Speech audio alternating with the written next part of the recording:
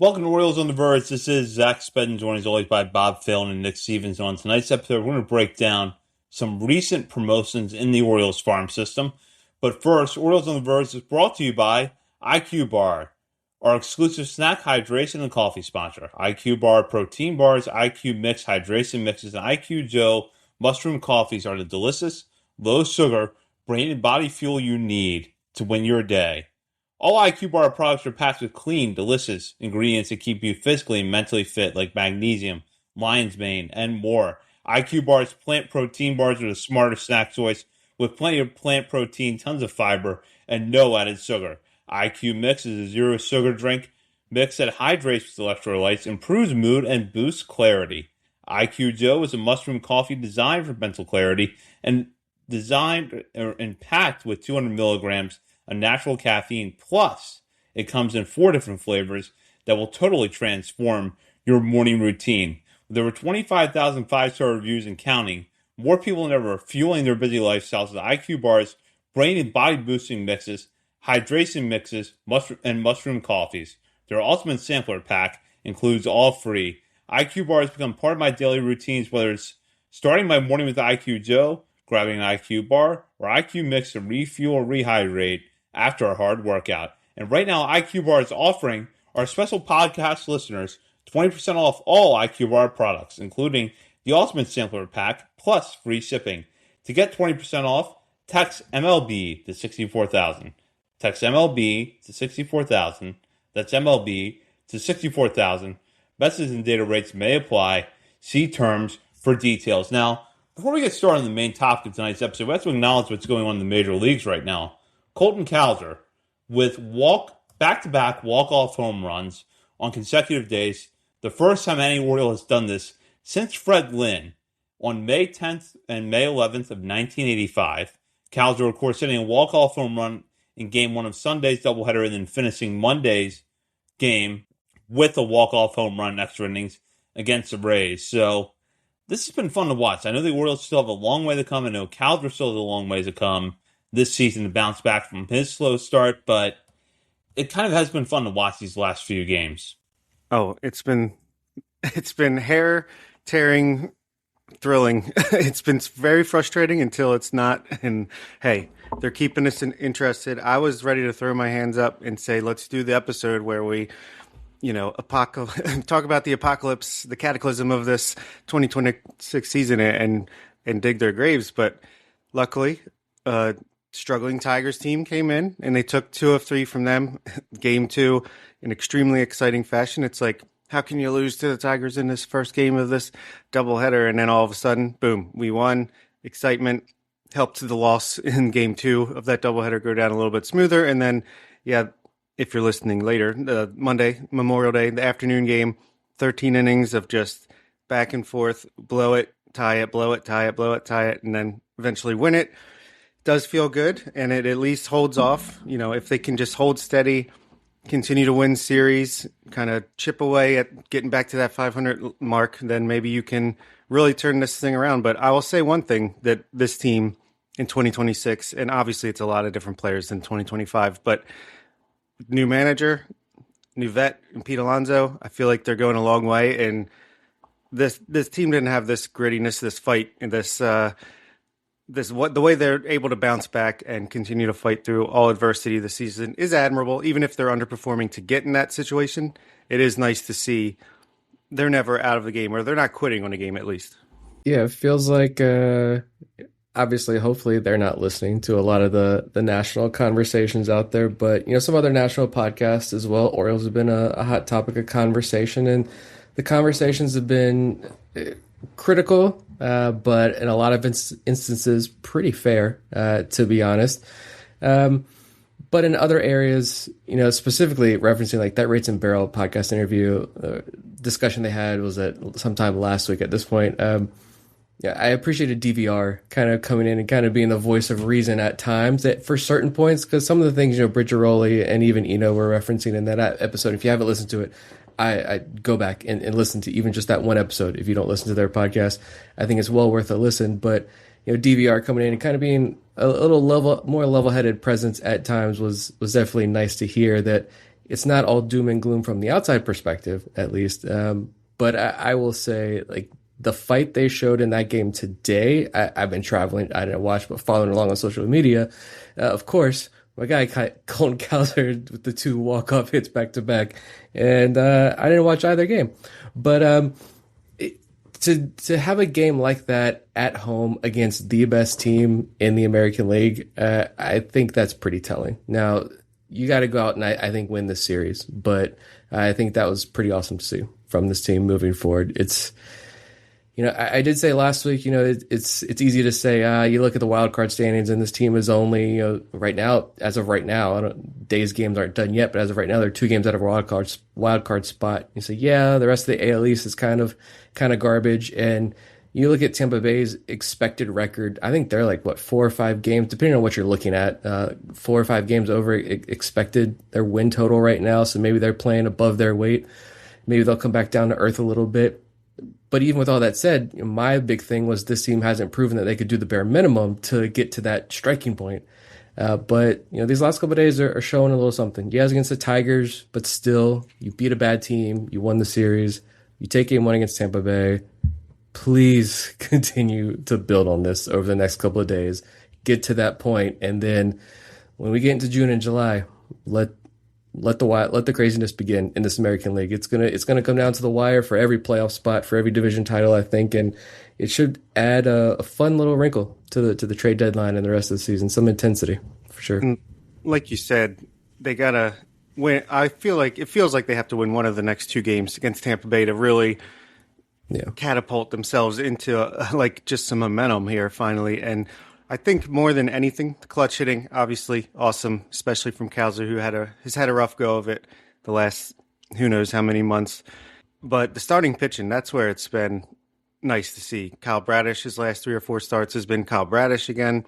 Shane Baz had a nice start his last time out. Brandon Young looks fantastic, and he's just debuted a new splitter that he learned 3 days before the game, and it worked fantastically. Chris Bassett, he's always going to probably keep you in games. If we could just get Trevor Rogers back on track, that'd be amazing. Get Dean Kramer healthy.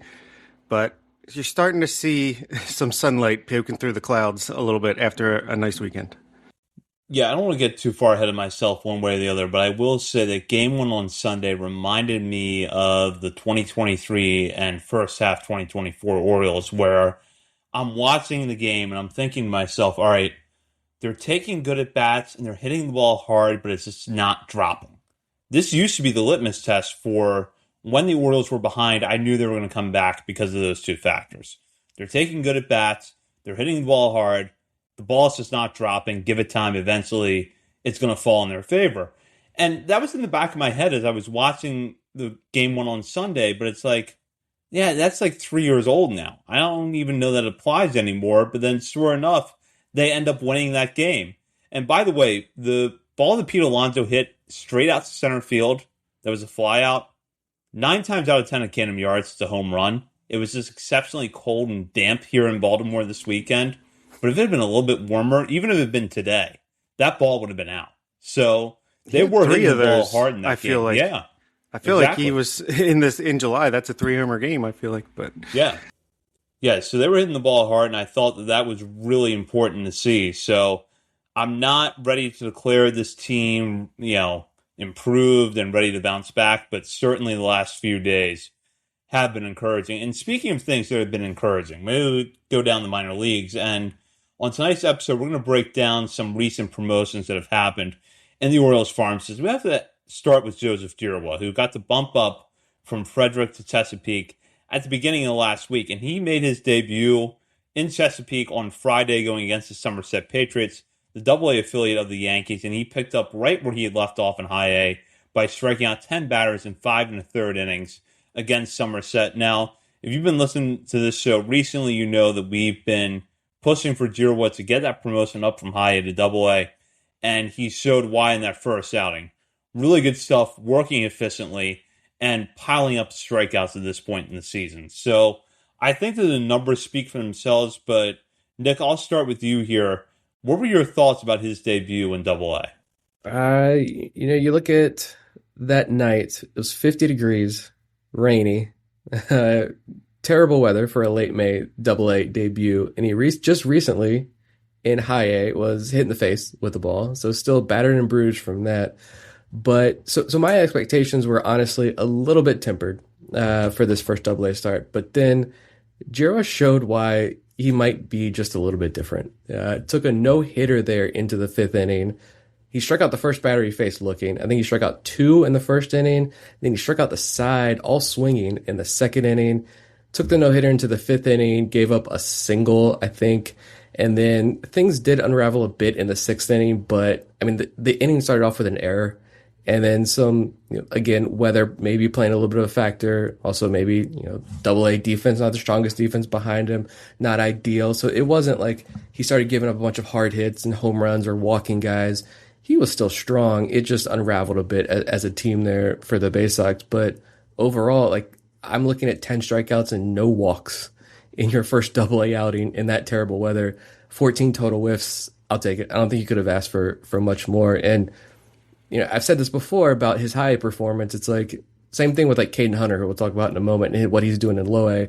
The same thing with Jiro in double A. It's like what he was doing with Frederick was awesome, but it's high A competition. I want to see what this kid can do in double A as a proven Big Ten arm, get him to a more comparable level.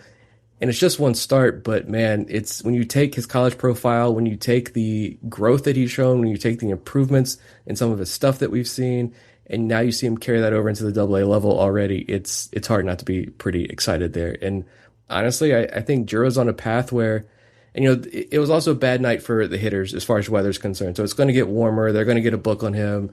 These lineups are going to get better that he's going to have to face. But I still think, not to get too far ahead there, like Jiro's a guy who could have a strong Double-A season. He should be able to go, at 110, 120 innings this year because he went 90 plus last year. He should be able to end the year in Norfolk, get the last 15, 20 innings there in AAA to close out the year. Enter 2027, maybe not competing for a rotation spot, but battling for his big league debut next year. That's a lot that's going way down the line there. But just to highlight, like, if this is for real and he's going to continue to pitch like this, like, that's the kind of path that he could be on.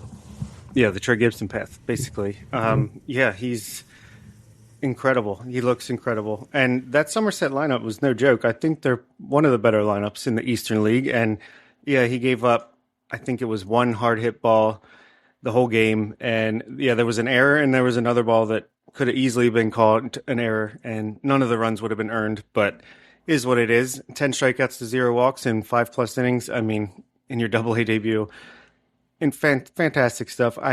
Maybe if he keeps just pitching lights out like this, maybe it's even sooner than the last 15, 20 innings at AAA, but no reason to get ahead of ourselves. Just exciting to have a legit, potentially top 100 pitching prospect, another one in the system, and left-handed and coming up fast. So pitching. It's very good to have, for sure. Completely agree there. And speaking of left-handed pitchers, Caden Hunter getting the bump up from Delmarva to Frederick, and his low-A finale was fitting for his performance so far this season. Pitching against Wilson on Sunday, he went 4 innings, giving up 1 run on 2 hits with 9 strikeouts to 3 walks. Now, if you want to look through Hunter's game log, I think there's one thing you can pinpoint where he never made it through the 5th in a start at Delmarva. But when you look at the numbers, it's clear that he was worthy of a promotion up to Frederick.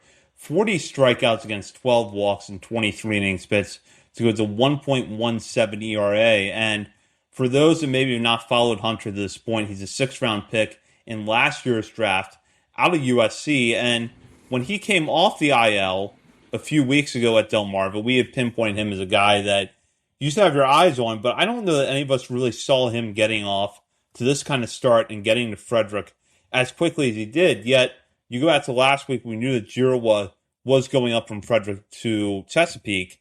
It seemed like Hunter was the obvious pitcher to replace him there. It didn't happen right away, but after a very, very good final start with the Shorebirds, he gets a bump up to Frederick. He'll make his high A debut this week. And I know that when we update our top 50 here in a few weeks on Patreon, and by the way, if you're not signed up yet, be sure to do so at the free $5 or $10 levels and have access to our June update for our top 50, but Caden Hunter is probably going to rank fairly high despite not coming into the season as top 50 prospect. What do you think, Bob? Oh yeah, he's definitely no spoilers, but he's definitely cracking pretty high up on my list, especially compared to where he was before, which was it anywhere? I can't remember. But yeah, it's exciting. And yeah, he's a polished college left-handed starting pitcher, so not surprising that he's having success in low A against those types of hitters, but it's more just looking at the stuff and just how dominant he's been there that is exciting. And I could easily see him going up to high A Frederick and looking fairly similar. He's going to walk more batters than Joseph Drew. He's not the same pitcher by any stretch of imagination, but I think he's going to have some similar level of success just because he's a mid-90s throwing lefty with good breaking balls, and that's going to be enough to be really solid at that level. But keep these guys coming in through the system, keep developing them the way they have been, and Caden Hunter, just another name to watch. I love that it's as one graduates, Trey Gibson's up, made his major league debut. Now we have Caden Hunter coming out of not nowhere, but he didn't pitch last year after the draft, was slow into the season, didn't know what we had. Well, now we do, and he's a guy we're definitely monitoring closely. And a lot of that too, like, yes, he's going to get a big bump. He's getting that big bump on everybody's list. But I think to what we said last week when we talked about Hunter, maybe 2 weeks ago at this point, we've talked about Caden Hunter, I feel like every week for the last couple of weeks. But the thing with Hunter was, again, yeah, he had the profile in college that you're going to get drafted. If you're a lefty who can throw, even if he was still in the low 90s, but he's got the changeup that he has, like, you are going to get drafted, if anything, because of your floor. But you didn't know that this velo that he showed briefly at the end of last year was going to hold, and it's holding. Like, he's sitting in the mid 90s. He's touching 96. I don't know if he's touched 97 or not yet this year, but he's running that velo up. He's holding it deep into the outings, and so that's the big thing for me. And so yeah, it's dominant, but he's also like another level dominant with when you look at a lot of these numbers. It's the 1.17 ERA. The FIP and XFIP are in the low twos, which is still incredibly strong, but 51% ground ball rate, a near 20% swinging strike rate, 42.5% called strike plus whiff rate. If you're at 30%, you're having a good night, right? He's 42.5%. So just clearly way too advanced for the level. And like Zach mentioned, he hasn't made it 5 innings yet in any of his outings down there in Delmarva. Half of his walks have also come in 2 of his outings. But yes, he does have some at-bats where they get extended. He will need a few extra pitches. I looked it up earlier. I think he's around 16, 17, 18 pitches per inning. Like, he can have some longer innings where it takes him just a little bit longer to get the strikeout on a couple of guys. But maybe there's an adjustment there in his first couple of outings with Frederick, but I don't expect like a massive adjustment up there when he gets to high A. But if there is something to pay attention to of that he could maybe hit a little rocky road there in the beginning, I think that could be it. And I think that brings up a good question, which is if we're looking at someone who could possibly get to 3 levels this year, which is the fact that we're not even through the end of May yet and Hunter's gotten up to Frederick, Chesapeake definitely feels like it could be within reach before the season ends. What is the real thing that you guys want to see to make sure he's ready for Double A? Is it getting more efficient, getting through his starts and getting into the innings a little bit longer, or is it something else?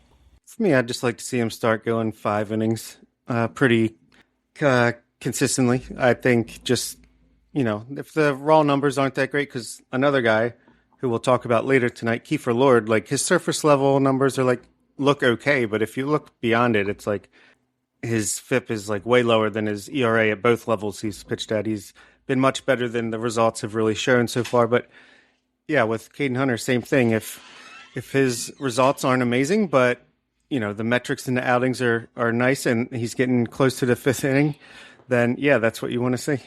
Another Caden Hunter fan coming into the room. She heard the conversation. No, for me, it's the walks. Like, I just don't want to see those walks spike. I don't think they will. He's not really showing any reason why they would spike, but that's my thing. Keep going deep, go deeper into these outings, keep that walk rate low. If the strikeout's going to come down, they will. He's facing better competition, but keep that K to walk number high as well that he has in low A and keep pushing there. And we'll see it like we talked about when we we looked at a couple of guys who we thought should be promoted, and we looked at some of the, all right, what's the ramifications for that? What are the backfill options? Injuries continue to pile up. Some guys are coming back, but yet injuries continue to pile up, and we'll see what the deadline brings.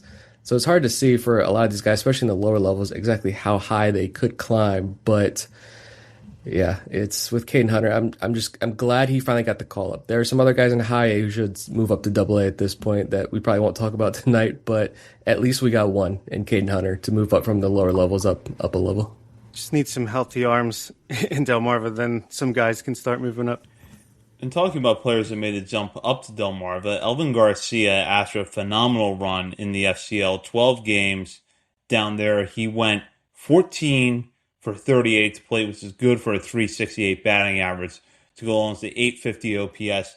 He got to bump up to Delmarva last week, and he appeared in both ends of Sunday's doubleheader at Wilson, going combined 3 for 8 with a double in those two games. And now Garcia is someone we've talked about in recent weeks. Good exit velo reports, fantastic numbers in the DSL in 2024 for him as a 17-year-old. However, in 2025 in the FCL, dealt with a hand injury. The numbers took a big downturn. And coming into this year, we weren't sure what we were going to get, but he got off to a fantastic start in the FCL. And I have a feeling he's not going to be the last hitter from the FCL promoted to Delmarva here in the next few weeks, because there's a lot of good players off to good starts there. But I do think that it's a pretty interesting, frankly, pretty wise choice to promote Garcia ahead of some of those guys because, one, he does have the FCL experience from last year, and two, he has just looked so good at the plate this year that it's clear to me he was not being challenged at all down in the FCL. So, Bob, I'll start with you here. Your thoughts on the promotion of Elvin Garcia up to Delmarva? Yeah, love to see it. I think this was probably in the works from the beginning of the FCL season. I think he was a guy that, he had some injury-riddled experience last year, but he had the experience, and I feel like they know the caliber of player he was. They probably just wanted to get him a couple weeks of playing time, get that confidence, and just prove to himself that he's healthy, and then move him up, which they did. It's only 50 plate appearances, but the numbers are good. It's a 122 WRC plus combined between his 2 games in Delmarva and his 12 games in the FCL. I only got to see him, obviously, when he was in Delmarva, but swing looks strong. He looks like he hits the ball hard. Obviously, can't tell from the eye test, but it just kind of backs up what the reported numbers from Eric Longenhagen and company have said in the past. And I'm excited to get a more consistent look at him, get him in there with the Joshua Lorenzo's. Another guy, he's going to hit the ball hard. Is he going to be able to make contact enough? I think is going to be the question. And I want to get a good look at his defense over the next couple of weeks, but I'm excited to see that he's in full season ball. He's going to be 19 all year long, so he's still pretty darn young, and just another guy that I think he's got a big up arrow on his season as long as he stays healthy. And like you said, I think there's plenty of other guys who will be up pretty soon, or at least at the bare minimum after the FCL season. Jamon Noel, Jaden Loray, list could go on, but it's an exciting FCL team. It's a shame we can't get to see them, but we do have StatCast data, which helps a little bit. Yeah, and like there weren't any injuries. You've got some guys, some infielders specifically in the upper minors. Like I think Luis Vasquez is rehabbing, so he could be back up to Norfolk soon. So you can move some more bounce around guys around a little bit more. So it's not like they moved him up to fill because they needed somebody. I think this was an earned promotion. Like you said, this was planned from the start. Maybe just needed a little bit of work because Braylon Whitaker, at least coming from the high school ranks, DJ Layton also coming from the high school ranks here, but Garcia, not really. I mean, last year, basically a wash for him, being a younger international prospect. A few more weeks in the FCL down in Sarasota, working with the coaches down there, probably wouldn't hurt him at all. But it was good to see a little bit of him in that doubleheader, a couple RBIs, a couple of base hits. I said last week when we touched on that Fangraphs list that I'm prepared to be hurt again by Garcia if things go south, just because you wanted to be in on him because you got that big signing bonus in the beginning, fun potential when you read about the very early scouting reports back when he signed a couple of years ago. But again, never having seen him personally in my life, it's hard to get a real understanding of who he is. But and I know Eric Longenhagen's analysis and then analysis over there at Fangraphs when it comes to prospects has its limitations, but to double down this year again when he's looking at even updated data from this year in spring training and such is good to see. Yeah, he dropped to 20, but he still has Garcia's 20th on his prospect list. So he's got some believers outside the system. I'm really excited. I said I did the weekly recap episode this week, patreon.com. Go sign up, get bonus episodes. But I mentioned that Delmarva plays the Fred Nats this week, and they are a very good team. They've got some fireballers who are having successful years down there with the Fred Nats. So I'm really excited I'm going to be watching a lot of Delmarva this week, specifically to get a lot of eyes on Elvin Garcia and see what he can do against that pitching staff. But yeah, I'm pretty stoked that we get a new international name that's up and we finally get to watch him. One thing I'm really interested to see is where he ends up defensively, because as we talked about when the FCL season started, a lot of the hitters down there were going to have to move around to find it back. So even with Garcia moving up to Delmarva, that is still the case. But so far, you look at his defensive log this season. In the doubleheader alone for Delmarva on Sunday, 1 game at second, 1 game at third. And then you go down the FCL, he had 4 games at first, 4 games at third, 1 at second, 2 at short, and 1 at DH. Right now, he's listed at 6'2", 165, which I don't think is accurate at all. He looks a lot stronger to me than that. But where he's going to end up defensively is an open question. I know long term, we're not going to get an answer of that at Delmarva for the next few months. But it is going to be interesting to me to see where he goes for them defensively, because it's really fun to dream on him as possibly a bat first second baseman, but it's probably way too early to tell if he's going to end up there. I mean, the power apparently is there's some whiffs of Basayo-esque power. That's very lofty goals, but that's a little extreme there. But I'll take it, even if it's just the slightest of whiffs. So maybe, I don't know. Well, let's see what the full profile is as he starts to settle in low A. But also, real quick, to go back to Jura, since we're done talking about all 3 of these guys, Jura, he's rocking a 33% strikeout rate, and his walk rate has dropped from 6.5% to 5.5% after his last outing. His 27.5% K minus walk percentage is 9th best in all of minor league baseball among qualified pitchers.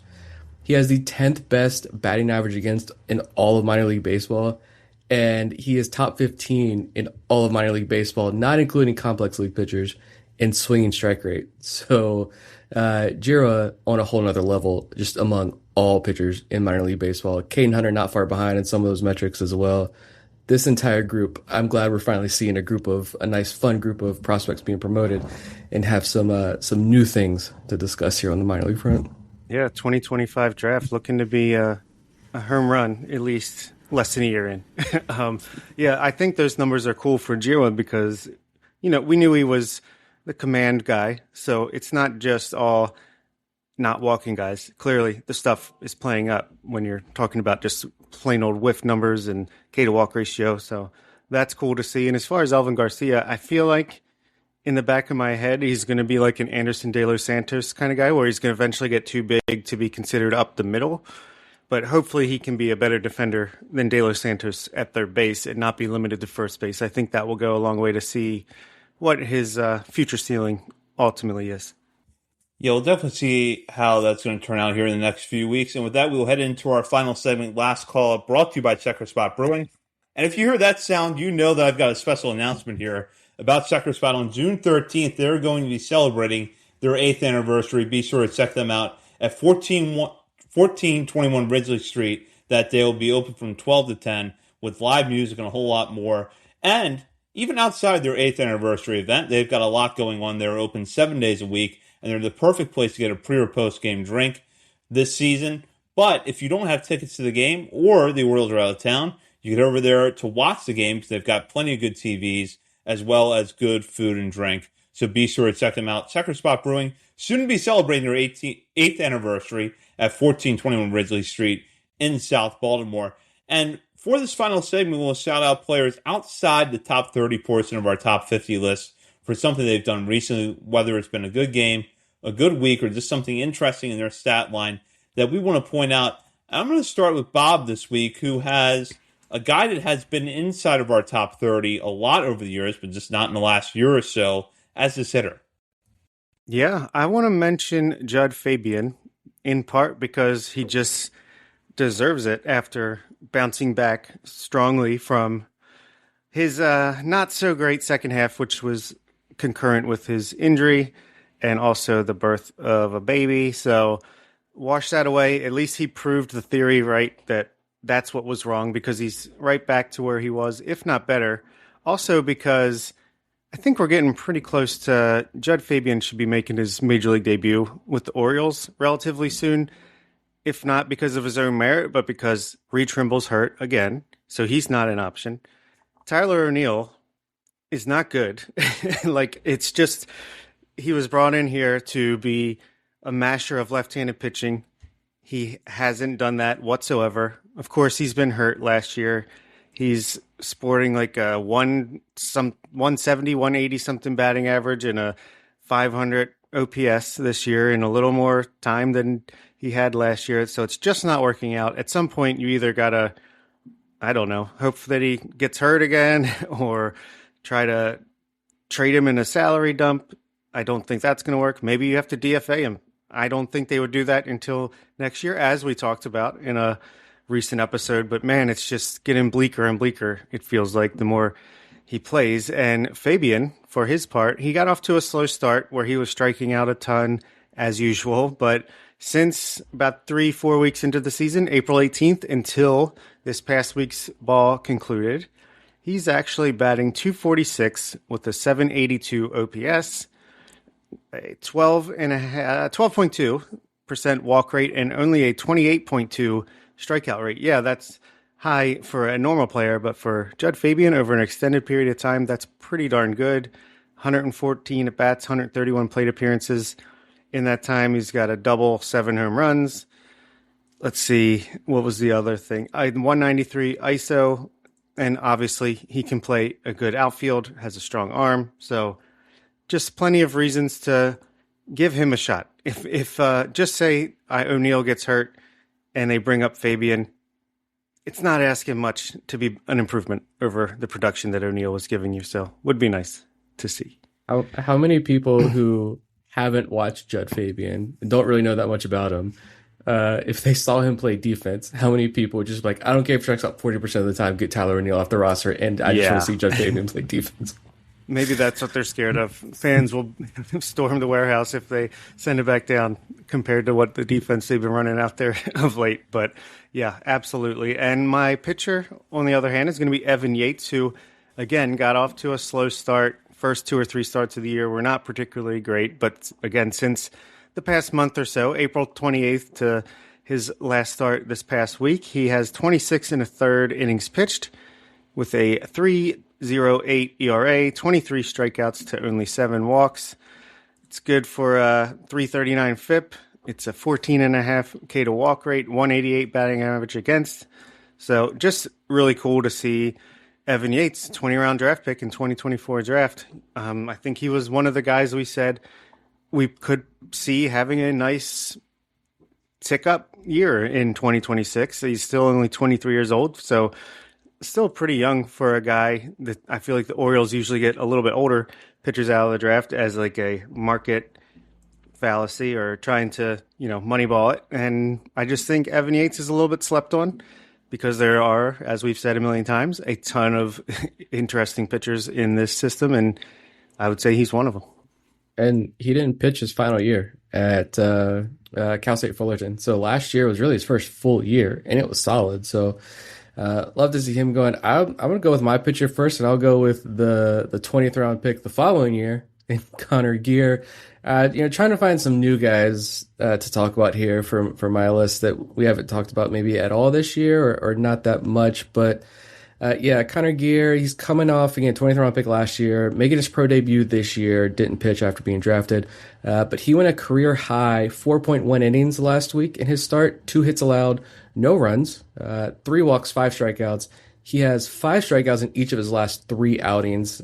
No video in the FCL, obviously, so just piecing together some numbers that I think are worth paying attention to. And we mentioned Kiefer Lord earlier. We'll talk about him more in a little bit, but seeing some similarities in some of the numbers where reasons why I'm so optimistic about Kiefer Lord when he was going through some early struggles after being promoted to high A. I'm seeing some of those same numbers with Connor Gear down in the FCL. So I'm wondering if maybe it's a sign of things to come. One of those numbers being a lot of strikeouts. And I think Fangraphs has him at a near 20% swinging strike rate in the FCL. I think take that with a grain of salt. I don't know if that's entirely accurate, but still, good to see a lot of swing and miss there. He is walking a lot of guys.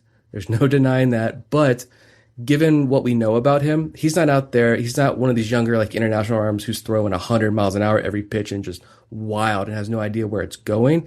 He's trying to increase his velo. He's a low 90s guy. He's trying to get more velo. He was a 2-pitch pitcher in college, so he's trying to add to that profile. There's a lot going on there. This is a big time project. So I'm hopeful that this is maybe a sign of all the swing and miss is a sign of a little bit of a turnaround here in the near future, and this good outing that he just had last week down the FCL. Maybe Your that's a jumping heads, off point. Rev your engines.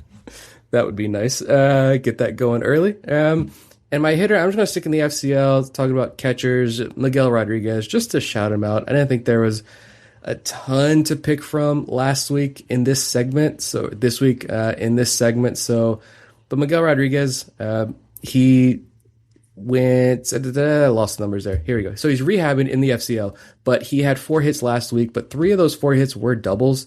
He walked twice. He only struck out 1 time in 4 games.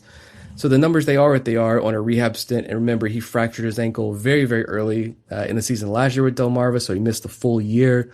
So I'm assuming he's going to be on rehab as long as the Orioles can keep him on rehab probably. But when he returns to Delmarva, he is one of the better defensive catchers in the system. He's still just 20 years old, even though he missed a full year. And he posted some just astronomical contact rates, swinging strike rates when he was healthy in the low minors. He's got a really, really strong hit tool. Just somebody who, I don't know, he was the top 30 on a lot of prospect lists going into last year. Easy to forget about him, being a 19-year-old kid who misses a full year. But when he gets back to Delmarva, pay attention. Those are good choices there, and I'm reminded that Rodriguez was a guy that was in the bottom portion of our top 50 going into last season, and we had tapped as a breakout candidate. So hopefully with better health, we're able to see that. I'm going to go to my pitcher to start off here, and that's Todd Knibbe. Now, Knibbe, an undrafted free agent out of Florida Atlantic University, got the bump up from Delmarva to Frederick at the same time as Caden Hunter. Now, if you hadn't followed Knibbe to this point, you've missed out on some good stuff because 27 strikeouts in 18 2/3 innings ago is a 2.41 ERA. Now, I looked into Knibbe a little bit in preparation for tonight's show, and I realized that he has a hype video out there from the Keene Swamp Bats, a New England Collegiate Baseball League. And if you look at his numbers in Keene from last summer, you would know why they were hyping him up. 11 innings pitched, 23 strikeouts to 3 walks. To this point, we don't have a lot of data on Knibbe because he is an undrafted free agent. Still has just a little over 25 innings in pro ball under his belt so far, but very good numbers to this point. Certainly worthy of the promotion up to Frederick. And speaking of players that are probably going to be making the jump up from Delmarva to Frederick, RJ Austin is back on a rehab assignment right now with Delmarva. He appeared in 3 games this weekend, going 5 for 7 at the plate. Now, with Austin, this is a guy that after the first few weeks of the season in high A, we had touted as a breakout candidate.